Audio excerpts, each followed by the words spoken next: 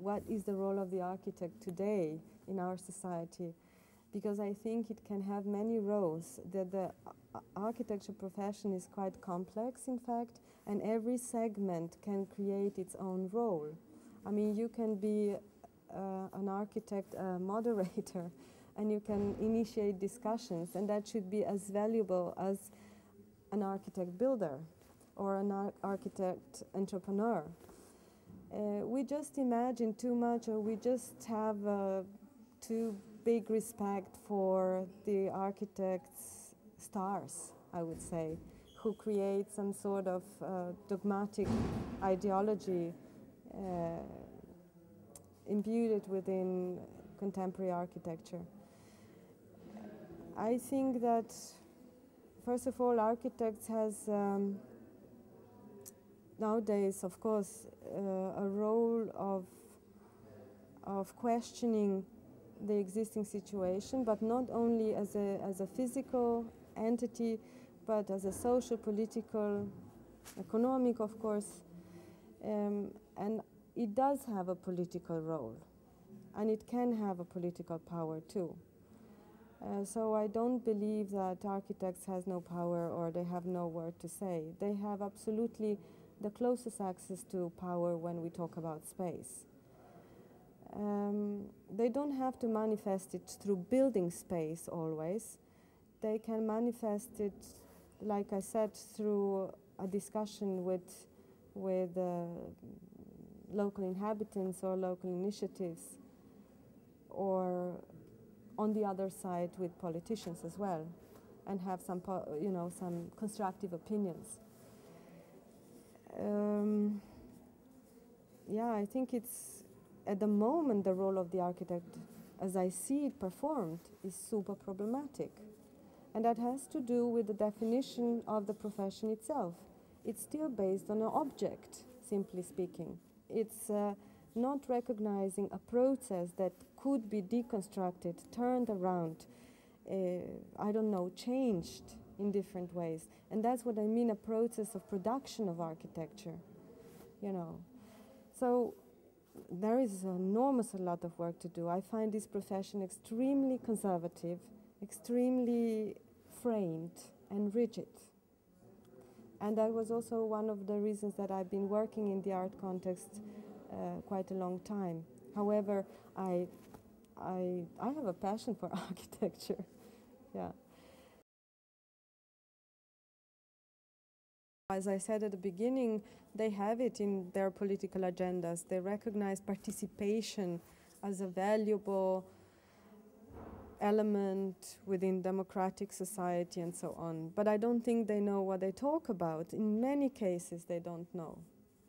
They don't know that these processes takes a lot of energy and a lot of time. When you want to discuss ideas with people,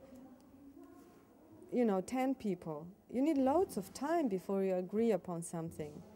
And it's not such an easy process. It is, and it can be, of course, very manipulated. And that's what happens many times. There are certain prescriptions how participatory processes within urban planning should be run. And if you have done certain points, you have done the process, and that's it. And let's go on. Somehow this participation, as understood from political programs, I'm always very suspicious about, really. I think that they have not ever experienced any real process happening. When we want to introduce a change in a certain area, that is bound to specific budgets. The budgets are bound to time, and this time is becoming a value suddenly. And of course, everybody thinks, yeah, we will be developing the project according to this time as it's regular time, but it isn't regular time. It's actually taking much more time. And that means, of course, more money too.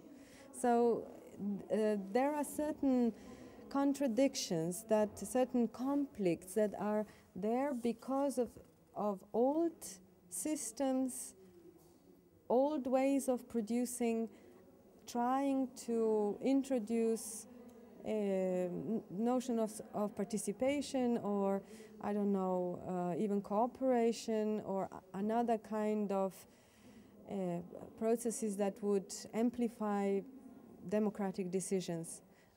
All these things are slowing down the processes, and that means, you know, that the real estate values wouldn't rise as they are planned, or the change of the area will not be as it's planned because people would be behaving differently as it's planned, and so on. So it's a lot of unplanned factors within the processes of participation or the processes of cooperation. So that is, to my eyes and to my experience, quite incompatible to what exists today as a official process of transformation, renewal, regeneration, you know, call it whatever.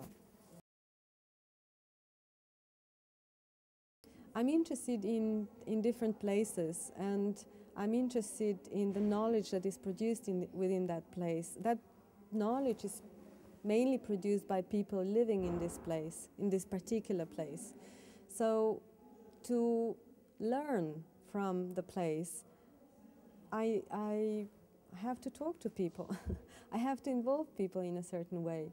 And I have to look for partners who are knowledgeable in that sense.